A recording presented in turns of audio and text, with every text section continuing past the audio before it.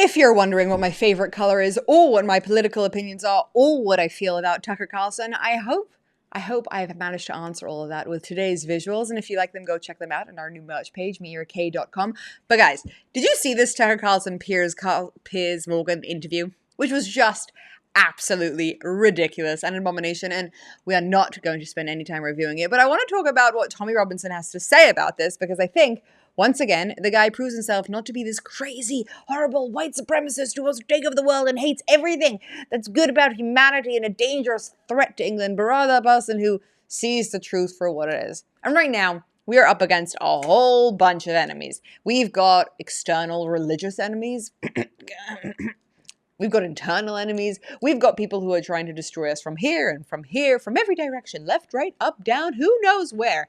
And at the end of the day, the people who are calling out these people, the people who are allowing for this kind of hatred to keep on going, those are the people that we need to be celebrating and listening to and actually trying to figure out what we can do about it.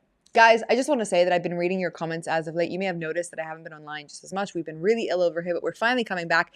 And I want to say that I really appreciate every single comment. I'm reading through them. I absolutely love and adore you guys. And thank you for your contribution. It gives me so much to think about. When I see your comments, your additions, the things that you've thought about that I might not have come to terms with just yet, I appreciate it. And I love that you're all here, and I love that you're supporting this page. So keep on commenting. I'm reading every single one of those comments. So thank you for that. And guys, if you're not subscribed, what are you doing? What are you doing at this point? Anyways, let's see what Tommy Robinson has to say about Tucker Carlson, because, as always, it might be a little bit more enlightening than they made him out to be. Tucker Carlson. I've got Tucker Carlson on the video yesterday talking about he has more in common with his Pakistani taxi driver than he does some white middle-class American. Yeah, what do you know? What does Tucker Carlson know about living in a Pakistani town? 50% of my town's Pakistani. You don't know nothing about Pakistani taxi drivers. We do. We're beaten up by them growing up. Our daughters are abused by them. Our wives are harassed by them. Yet you pretend you know something. What do you know in the United States of America about growing up around Islamic immigration? They're all talking about, well, the Muslims and the Christians are together. Yeah, come and say that in Europe. Come and experience that in Europe. We're not together. They're not with us, you clowns.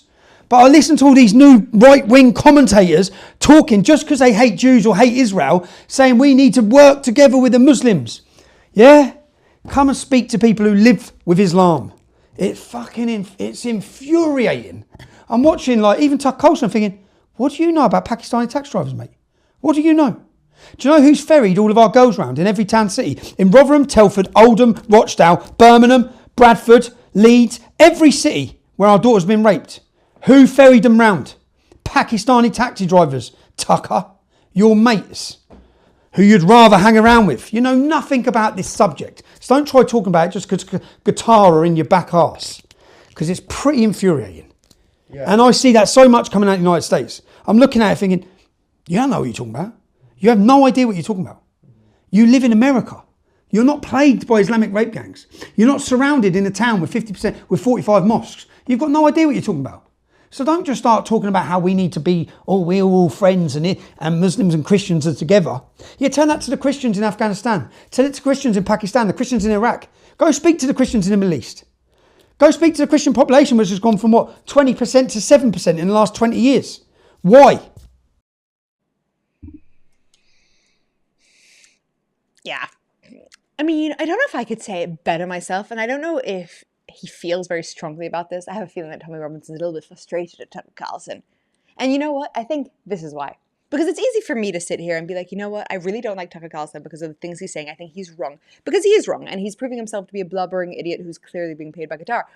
But when people are actually paying the price of these ridiculous rhetorics, they are paying the price for it with their daughters who need to be in taxes with these guys, and their communities that are taken over, and these rape gangs, which are just an abomination to our society that we're not doing anything about it. And you have these, I'm going to say it, white older men who sit on their rich podcasts and they talk about how, I don't know, I think Islam is actually wonderful, when they have no idea what they are talking about. It's really infuriating. It's just really frustrating. It's the same feeling you and I feel when you hear people who've never been to Israel or who have never actually spoken to a Jew talk about Jews as if we have horns, or talk about what happened on October 7th as if it's like nothing really happened. That's infuriating. When you have somebody who doesn't actually have any skin in the game outside of an incentive, whatever it might be, a societal incentive, a financial incentive to gloat and to promote an idea that other people are really, really paying for. It's so infuriating. Clearly, Tucker Carlson is out there saying all of these things because he gets some sort of benefit from it. Because he went from being honestly a very, very sound-minded person, somebody who really, truly understood the truth as it was, who was willing to call out the insanity that we're up against, to somebody who has gone so far in his statements in supporting Sharia law, saying he has more in common with the Pakistani taxi driver is just another completely insane thing. Hating on the Republicans, hating on Trump, he's just gone out of his way so far, hating on the Jews, calling out Israel for, I don't know, hating on Christians, doing just things. Right now in Israel, there are 1,000 Christians who have come, invited by the government, to see what's going on in the country. There is such a massive celebration of Christian culture here. It's actually a joke. And there's somebody out there who sits on his podcast and thinks that he can get away with it and doesn't realize that there are people who are paying the price. Because 20 years ago, instead of our media personalities going out there and calling out the immigration, calling out the Islamization, calling out these things that were pretty blatantly obvious to a lot of people, they sat and they smiled and they said, look at how nice it is that we're all friends. And then countries paid the price for that. And that's what Tucker Carlson's doing right now. That is the exact equivalent. He is sitting around, although there is ample amounts of evidence to prove him wrong, and he is saying, well, this is comfortable for me, this is cushiony for me. 20 years ago, those media personalities were heralded as heroes, the people who are willing to care so much about immigrants and children. Look at them. They were so celebrated. They were saying the politically correct thing to do. And at the end of the day, the whole countries, all of these countries, France, across Europe, Germany, England, they all paid the price for it.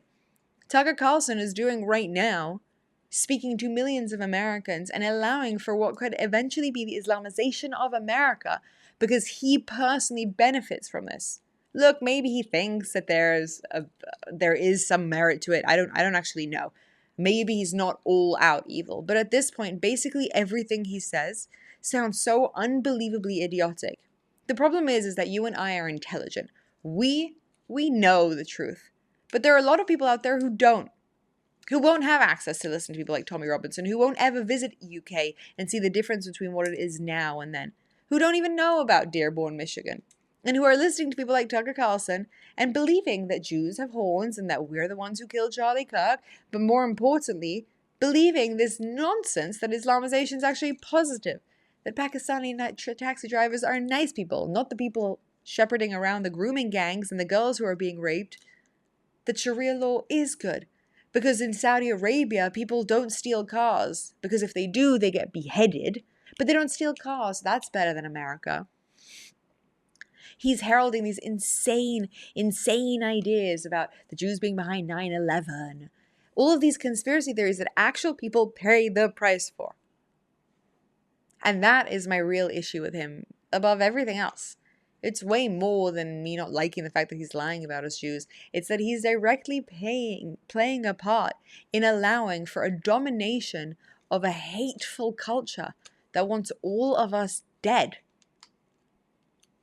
And that is never, ever going to be excusable. And if my message here isn't clear enough, I don't know how to make it any clearer. Thank you for your attention to this matter. Oh, Tucker Carlson. Oh, what a revolting man.